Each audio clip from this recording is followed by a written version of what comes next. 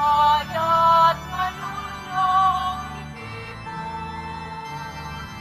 upang magsaluhan ang kalikasan, handog ng iyong sadanan.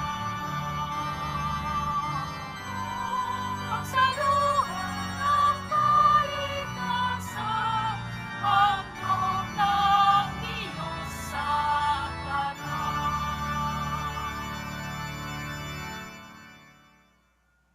Sa ngalan ng Ama at ng Anak at ng Espiritu Santo, Amen. sumainyo ang Panginoon. At sumaiyo rin.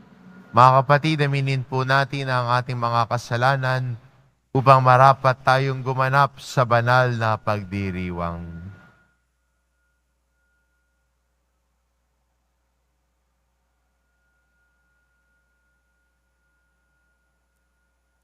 Inaamin ko Sa makapangyarihang Diyos at sa inyo mga kapatid, na lubha akong nagkasala sa isip, sa salita, sa gawa, at sa aking pagkukulang. Kaya isinasamo ko sa mahal na Birheng Maria, sa lahat ng mga anghel at mga banal, at sa inyo mga kapatid, na ako'y ipanalangin sa Panginoong ating Diyos. kaawaan tayo ng makapangyarihan Diyos, patawarin tayo sa ating mga kasalanan, at patnubayan tayo sa buhay na walang hanggan. Amen. Panginoon, kaawaan mo kami. Panginoon, kaawaan mo kami. Kristo, kaawaan mo kami. Kristo, kaawaan mo kami. Panginoon, kaawaan mo kami. Panginoon, kaawaan mo kami.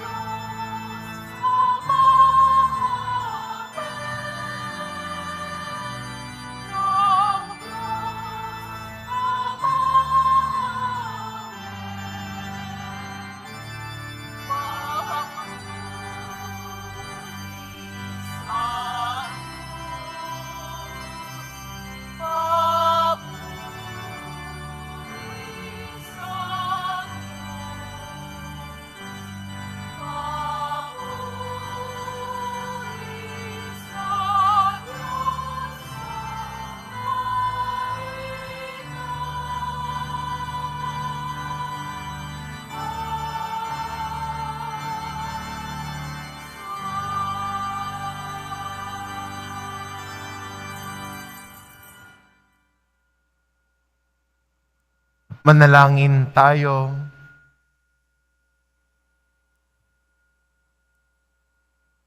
Diyos na totoo at tao namang totoo, Panginoon naming Jesucristo, ang huling hapunan ay inilagak mo para kami magkasalo-salo sa alaalan ng iyong pagpapakasakit ukol sa mga tao.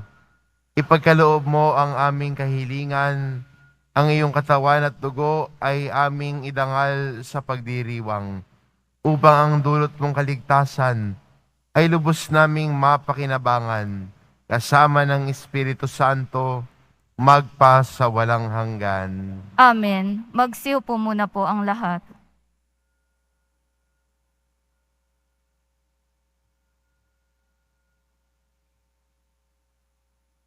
Pagbasa mula sa aklat ng Eksodo. Noong mga araw na iyon, lahat ng iniutos ng Panginoon ay sinabi ni Moises sa mga Israelita. Ang mga ito na may parang iisang taong sumagot, lahat ng iniuutos ng Panginoon ay susundin namin. Isinulat ni Moises ang lahat ng utos ng Panginoon. Kinabukasan, maagang-maaga siyang nagtayo ng altar sa paanan ng bundok. Nagtayo rin siya ng 12 bato na kumakatawan sa 12 lipi ni Israel. Pagkatapos, inutusan niya ang ilang kabataang lalaki na magdala sa altar ng mga handog na susunugin. Sila rin ang iniutusan niyang pumatay ng mga hayop na gagamiting handog sa pakikipagtipan sa Panginoon. Ang kalahati ng dugo ng pinatay na hayop ay inilagay niya sa malalaking mangkok at ang kalahati ibinuhos niya sa altar. Kinuha niya ang aklat ng tipan at binasa ng malakas. Sabay-sabay namang tumugon ng mga Israelita, susundin namin ang lahat ng utos ng Panginoon. Pagkatapos, kinuha ni Moises ang mga mangkok ng dugo at winisika ng mga tao. Sinabi niya, ang dugong ito ang siyang katibayan ng pakikipagtipang ginawa sa inyo ng Panginoon sa pagbibigay sa inyo ng utosang ito. Ang salita ng Diyos. Salamat sa Diyos. Sa Panginoong tumubos, kalis ng inumay handog. Sa Panginoong tumubos, kalis ng inumi handog. Sa Diyos ko't Panginoon, anong aking ihahandog? Sa lahat ng kabutihan na sa akin ay kaloob. Ang handog ko sa dambana ay inumin na masarap bilang aking pagkilala sa ginawang pagliligtas. Sa Panginoong tumubos, kalis ng inumi handog. Masakit sa kalooban ng poon kung may papanaw. Kahit ito ay iisa, labis siyang magdaramdam. Katulad ng aking ina, maglilingkod akong lubos. Yamang akong iniligtas, kinalinga at tinubos. Sa Panginoong tumubos, kalis ng inumi handog. Ako ngayoy maghahandog ng haing pasasalamat. Ang handog kong panalangin, sa iyo ko ilalagak. Sa templo sa Jerusalem ay doon ko ibibigay, ang anumang pangako kong sa iyo ay binitawan. Sa Panginoong tumubos, kalis ng inumi handog.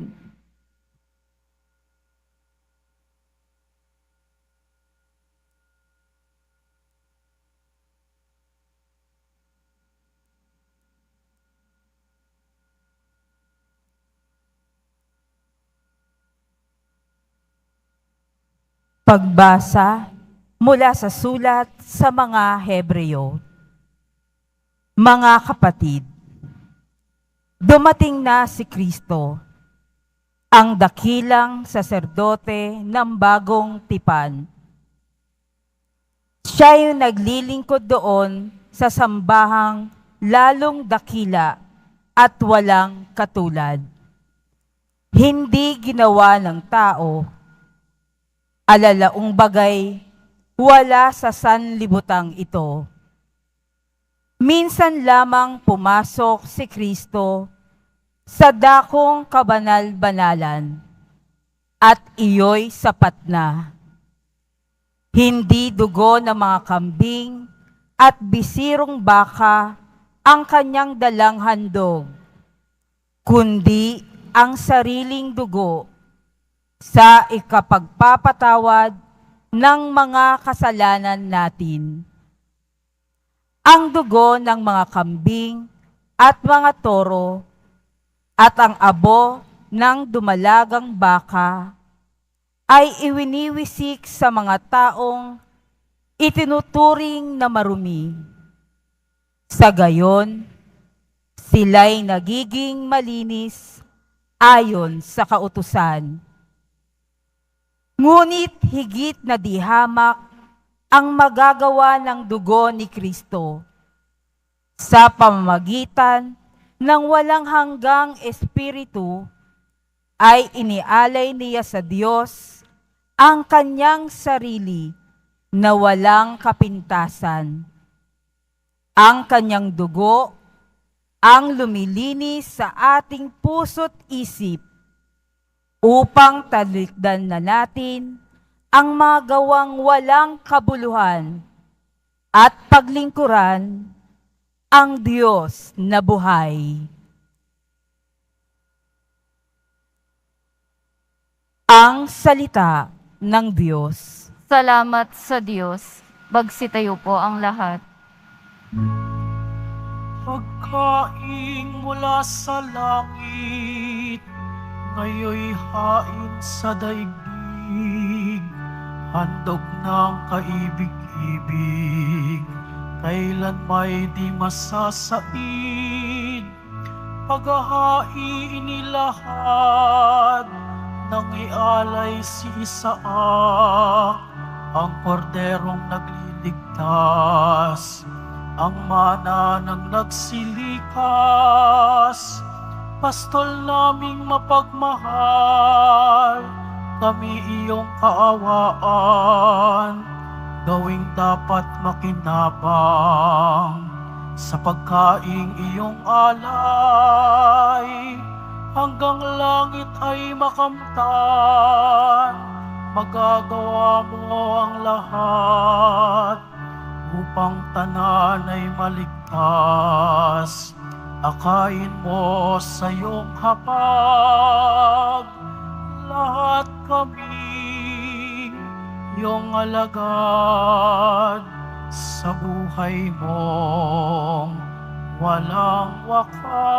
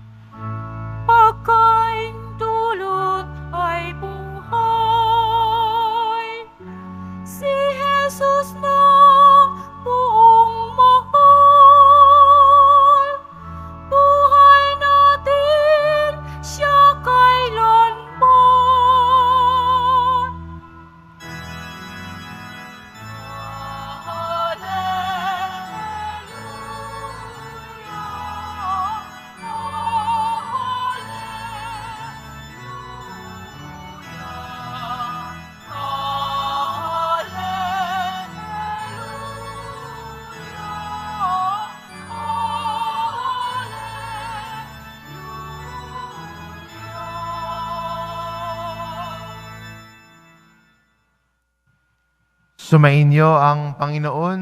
At sumaiyo rin. Ang mabuting balita ng Panginoon ayon kay San Marcos. Papuri sa iyo, Panginoon.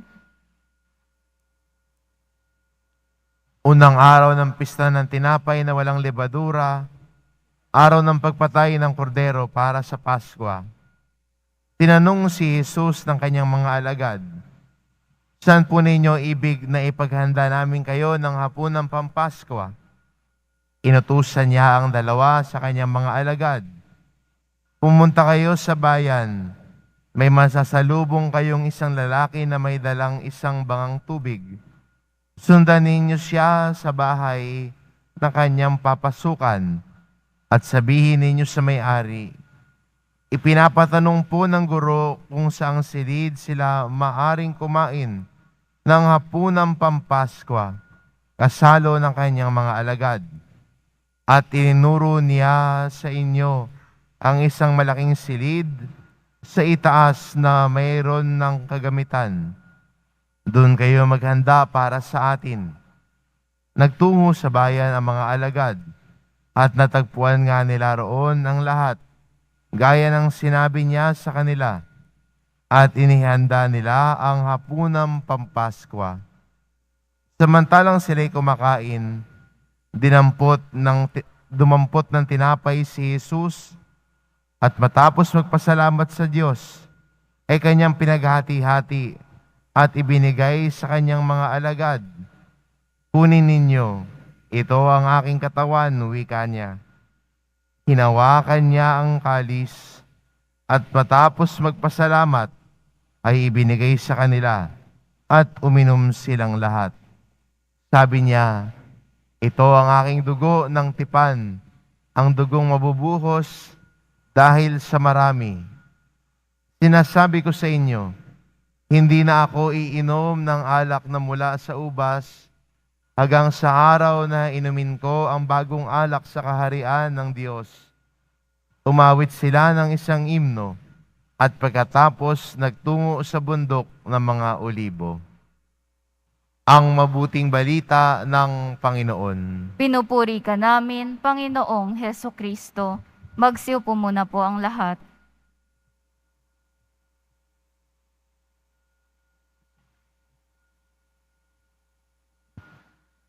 Ngayong linggong ito, ipinagdiriwang natin ang kapistahan ng kabanal-banalang katawan at dugo ng Panginoon. At maganda para sa atin bilang mga Kristiyano, ang katawan at dugo ng Panginoon ay tinatanggap natin tuwing tayo ay nagdiriwang bilang pamayanan ng Eucharistia. Kaya maganda rin para sa atin bilang Kristiyano na bigyang halaga ang Eucharistia sa buhay natin. Sabi nga ang misa at yung Eucharistia, ang pinakamataas na uri ng panalangin. Dito sa Eucharistia, tinatanggap natin ang katawan at dugo ng ating mahal na pong Jesus Nazareno, ang pagkaing nagbibigay buhay.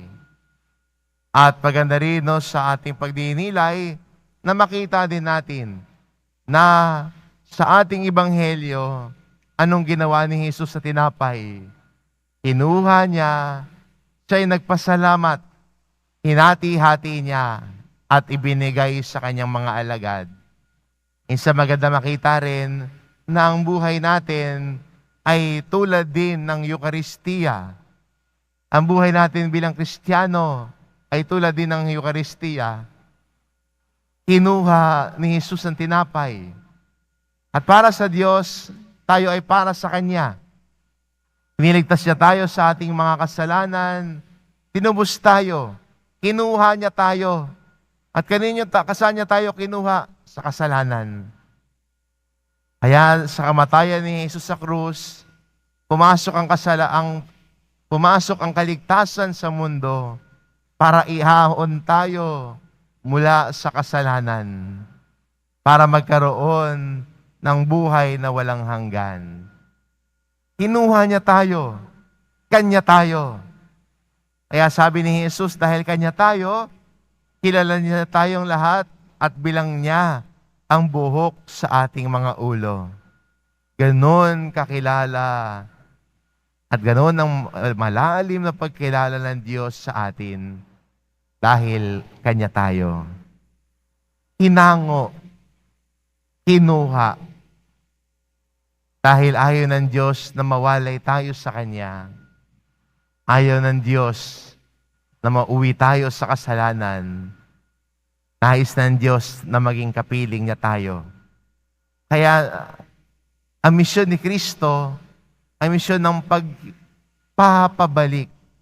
Ang misyon na tayo bilang kanyang pamayanan ay huwag mawalay sa pag-ibig ng Diyos. Kinuha niya tayo. Kanya tayo. Maganda yun sa ating buhay. Kung si Jesus ay nagpasalamat sa tinapay, hindi ba ganon din binasbasan ang tinapay? Kung titignan natin yung salin sa English, He took the bread, He said the blessing.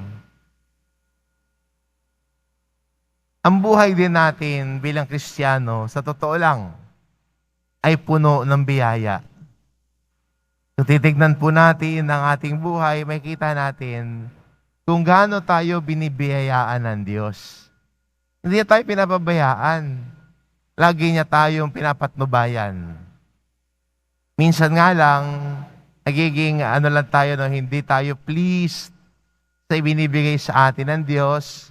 Hindi tayo nakokontento, mas gusto natin ng iba. O minsan naman, mas tinitignan natin yung biyaya ng kapwa natin, hindi naman natin nakikita yung biyaya natin. Kaya naiinggit kung minsan. Pero kung titignan mo ang iyong buhay, madaming dahilan lagi para magpasalamat sa Diyos. Maraming dahilan. Kung makikita natin yung buhay natin, laging puno ng biyaya ang Diyos sa atin araw-araw. Minsan, kailangan lang talaga natin nabuksan ang ating mga mata. Tignan ang galaw ng Diyos sa buhay natin. And you will see that your life is really blessed by God. He took the bread, blessed the bread, He broke it. Pinaghati-hati niya yung tinapay. At minsan, para sa atin, yung katagang pinaghati-hati ay parang ayaw natin. Ayaw nating hatiin tayo. Ayaw nating maging broken. Pero minsan, magandang makita that at times, God breaks us because of our hardness of heart. At times, God breaks us dahil matigas ang ulo natin. Kaya binabasag ng Diyos ang katigasan ng ulo natin. Binabasag ng Diyos ang katigasan ng puso natin para lumago tayo. Meron ho nagsabi, I prayed for patience and God gave me a person to test my patience. And nagsabi ko, Father, ba't ho ganon? Ang sabi ko, Lord, give me strength. But He gave me trials to make me strong. At times, God breaks us in order for us to grow. At hindi ba gano'n naman? Kailangang basagin ang ating pagkamakasarili para matuto tayo magmahal. Kailangan basagin ang ating pagiging mayabang para matutong magpakumbaba. Kailangan basagin ang pagiging maramot para matuto na maging mapagbigay. God breaks us in order to mold us. Kaya minsan, makikita natin, may mga pagsubok na dumarating sa buhay natin, hindi para pahirapan tayo ng Diyos, kundi dahil gusto ng Diyos na lumago tayo sa ating pananampalataya sa Kanya. Nais ng Diyos na lumago tayo sa ating pagkatao at pakikipagkapwa-tao. Yung huling ginawa ni Jesus sa tinapay ay pinaghati-hati niya yon at ibinigay sa Kanyang mga alagad. Ang buhay ho natin bilang Kristiyano hindi lang ho para sa ating sarili. Kung makikita ho ninyo dito sa may sa may harapan ho ng Plaza San Juan, makikita niyo doon ng isang kataga, tumatanggap ng deboto, sumusugo ng disipulo. At hindi ba yun ang misyon natin bilang mga Kristiyano?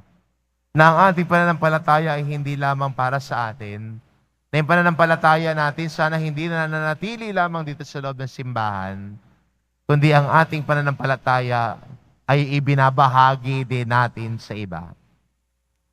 Ang ating pagmamalasakit ay hindi lang para sa atin, kundi binabahagi din sa iba. Kaya nariyan lagi sa buhay ng isang Kristiyano na lagi siyang naglilingkod. Lagi siyang nag-aalay, lagi siyang nagbibigay. At ang tao nagbibigay, kahit kailan hindi mauubusan, hindi mawawalan. Kasi sabi ng Diyos, kung marunong ka magbigay, ibabalik ko sa iyo ng 100 at mas higit pa. Kaya ang buhay natin ay buhay ng paglilingkod, buhay ng pag-aalay, buhay ng pagbibigay, buhay ng pagbabahagi. Ang Eucharistia, hindi na natiling buo, hinati at ibinigay. Maganda rin po sa atin bilang Kristiyano na makita din natin at sana'y maging misyon natin ang pagbibigay ng sarili sa Diyos, pagbibigay ng sarili para sa iba. Hindi ba gano'n naman ang tao nagmamahal? Siguro yung magulang na nagmamahal sa kanyang anak, nagmamahal sa kanyang pamilya, binibigay niya yung buong sarili niya para sa kanyang mga minamahal. At yun ang nais patunguhan. At yun sana ang direksyon natin bilang mga Kristiyano sa ating pagtanggap ng Eucharistia. At tatanggapin natin ang Eucharistia na may respeto at pagmamahal dahil tinatanggap natin si Jesus mismo. Siya mismo ang tinatanggap natin sa anyo ng tinapay. Lagi mong tatandaan kung ikay magkukumunyon, hindi lamang hindi tinapay ang tinatanggap mo, si Jesus ang tinatanggap mo. At sa iyong pagtanggap ng Eucharistia, mamaya sa komunyon, maging paalala lagi sa iyo na ang iyong buhay ay tulad ng Eucharistia. Kinuha ka ng Diyos, binasbasan ka ng Diyos, pinaghati-hati at ibinigay. Amen.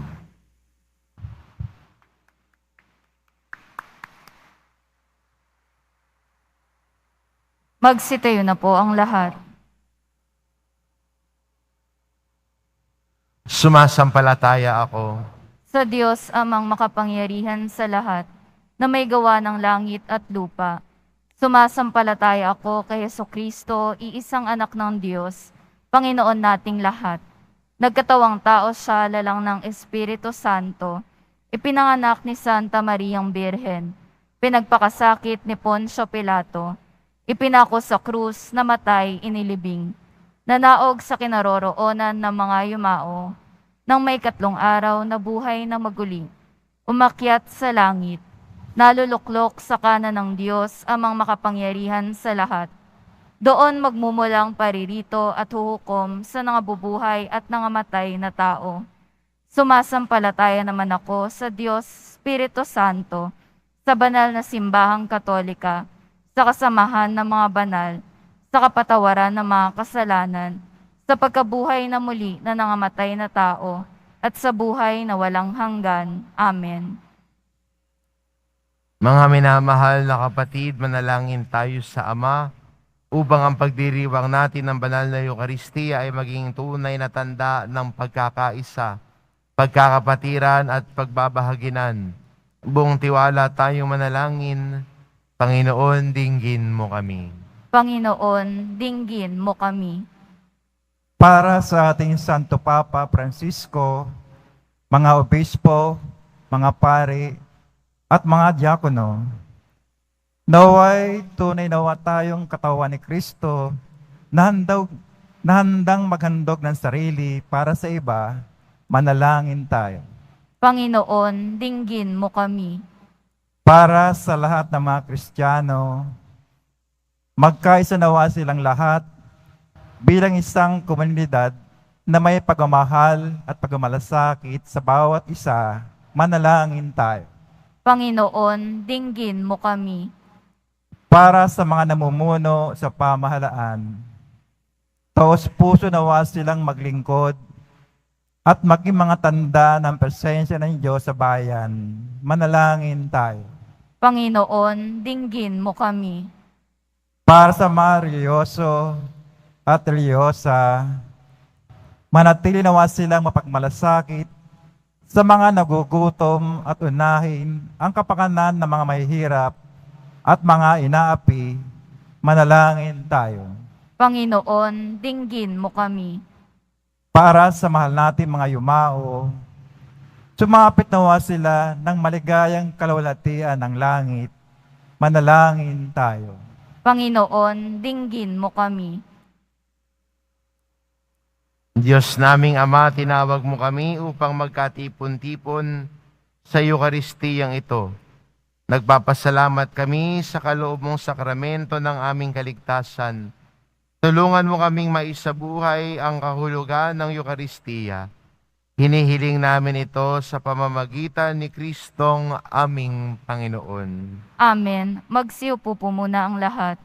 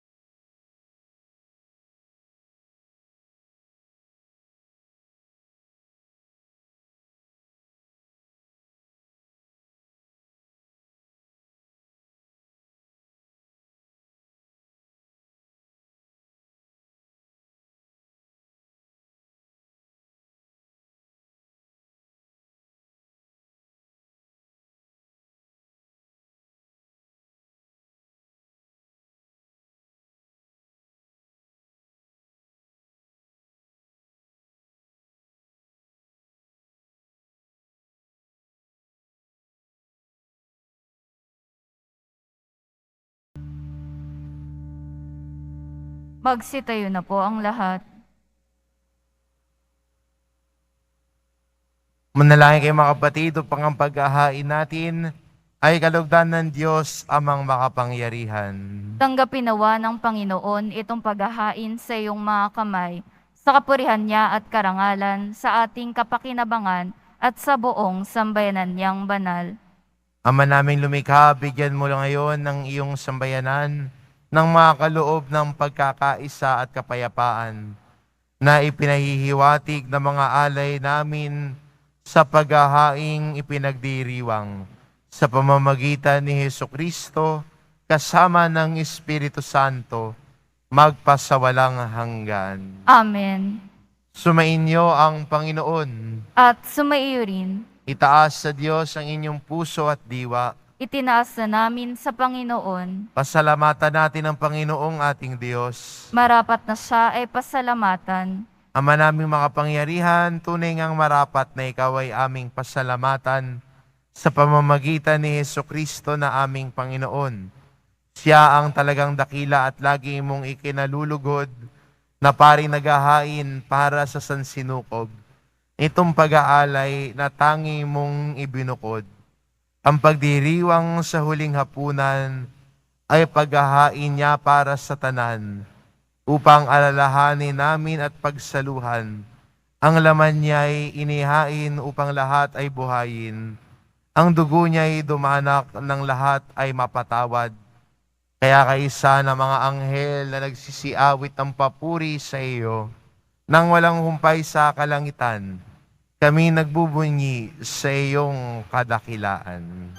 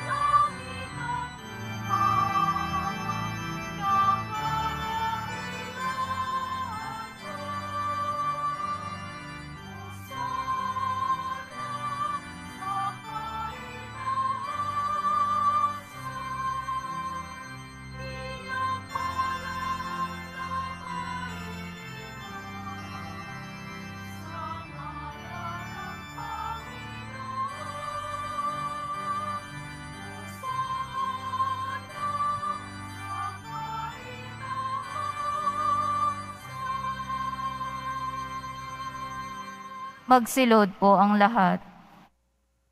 Ama naming banal, ikaw ang bukal ng tanang kabanalan, kaya't sa pamamagitan ng iyong Espiritu gawin mong banal ang kaloob na ito, upang para sa amin maging katawan at dugo ng aming Panginoong Jesucristo. Bago niya pinagtiis ang kusang loob na maging handog, hinawakan niya ang tinapay, pinasalamatan kanya, pinaghati-hati niya iyon, iniabot sa kanyang mga alagad at sinabi, "Tanggapin ninyong lahat ito at kanin, ito ang aking katawan, na ihahandog para sa inyo."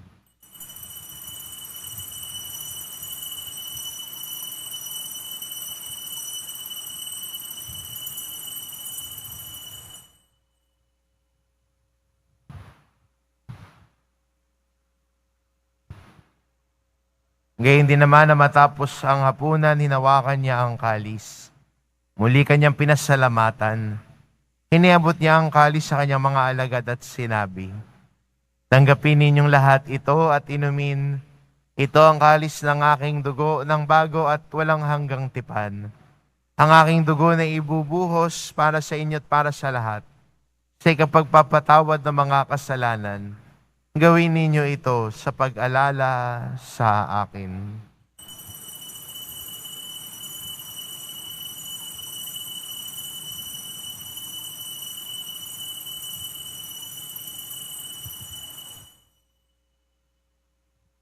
Magsitayo na po ang lahat. Ipagbunyi natin ang misteryo ng pananampalataya. Si Kristo'y namatay, si Kristo'y nabuhay, si Kristo'y babalik sa wakas ng panahon. Ama, ginagawa namin ngayon ang pag-alala sa pagkamatay at muling pagkabuhay ng iyong anak. Kaya inaalay namin sa iyo ang tinapay na nagbibigay buhay at ang kalis na nagkakaloob ng kaligtasan. Kami nagpapasalamat dahil kami iyong minarapat na tumayo sa harap mo para maglingkod sa iyo. Isinasamo namin kaming magsasalo-salo sa katawan at dugo ni Kristo ay mabuklod sa pagkakaisa sa pamamagitan ng Espiritu Santo. Ama, lingapin mo ang iyong simbahang laganap sa buong daigdig. Puspusin mo kami sa pag-ibig. Kaisa ni Francisco na aming Papa at ni Jose na aming Obispo at ang Tanang Kaparian. Alalahanin mo rin ang mga kapatid naming nahimlay na may pag-asang sila'y muling mabubuhay. Gayon din ang lahat ng mga pumanaw. Kaawaan mo sila at patuloyin sa iyong kaliwanagan. Kaawaan mo at pagindapatin kaming lahat na makasalo sa iyong buhay na walang wakas. Kaisa ng mahal na Birheng Maria na ina ng Diyos, ng kabiyak ng puso niyang si San Jose, kaisa ng mga apostol at ng lahat ng mga banal na namuhay dito sa daigdig ng kalugod-lugod sa iyo. Maipagdiwang nawa namin ang pagpupuri sa ikararangal mo sa pamamagitan ng iyong anak na aming Panginoong Hesukristo.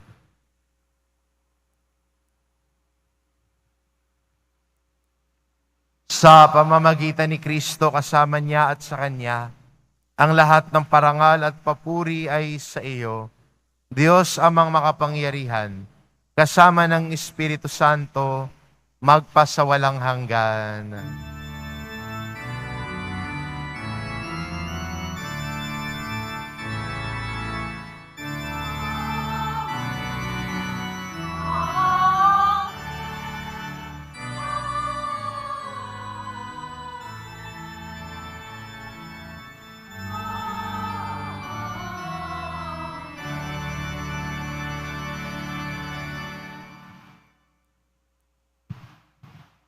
Sa tagubilin ng mga nakagagaling na utos at turo ni Jesus na Panginoon natin at Diyos, ipahayag po natin ng lakas loob. Ama namin, sumasalangit ka. Sambahin ang ngalan mo. Mapasa amin ang kaharian mo. Sundin ang loob mo dito sa lupa para nang sa langit. Bigyan mo kami ngayon ng aming kakanin sa araw-araw at patawarin mo kami sa aming mga sala para ng pagpapatawad namin sa nagkakasala sa amin. At huwag mo kaming ipahintulot sa tukso at iadya mo kami sa lahat ng masama. Hinihiling namin kami adya sa lahat na masama, pagkalooban ng kapayapaan araw-araw, iligtas sa kasalanan at ilayo sa lahat ng kapahamakan. Samantalang aming pinananabikan ang dakilang araw ng pagpapahayag ng tagapagligtas naming si Heso Kristo. Sapagkat iyo ang kaharian at ang kapangyarihan at ang kapurihan magpakailanman. Amen. Panginoong Kristo, sinabi mo sa iyong mga apostol, kapayapaan ang iniiwan ko sa inyo, ang aking kapayapaan ang ibinibigay ko sa inyo. Tungayan mo ang aming pananampalataya at huwag ang aming pagkakasala. Pagkalooban mo kami ng kapayapaan at pagkakaisa, ayon sa iyong kalooban, kasama ng Espiritu Santo, magpasawalang hanggan. Amen. Ang kapayapaan ng Panginoon ay laging sumainyo. At sumaiyo rin. Magbigayan kayo ng kapayapaan sa isa't isa.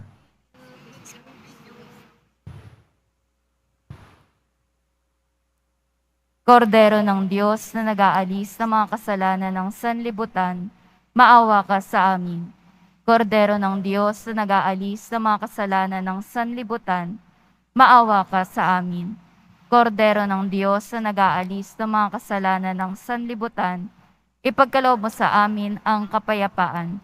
Magsilod po ang lahat.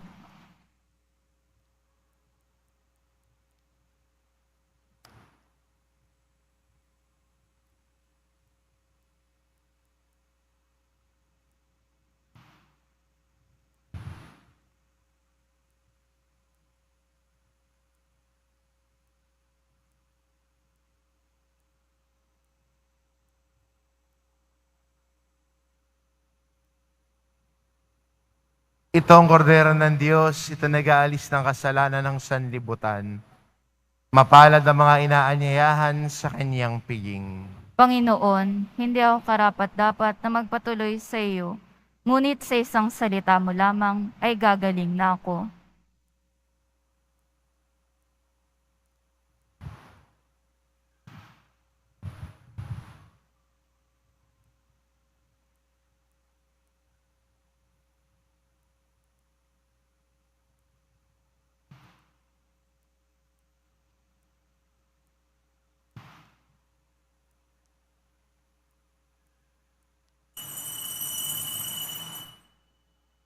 Para sa lahat ng tatanggap ng banal na komunyon, sasagot po tayo ng amen pagkasabi ng pari o ng lay minister ng katawan ni Kristo at isubo agad sa bibig bago umalis sa harapan ng pari o lay minister. Sumunod po tayo.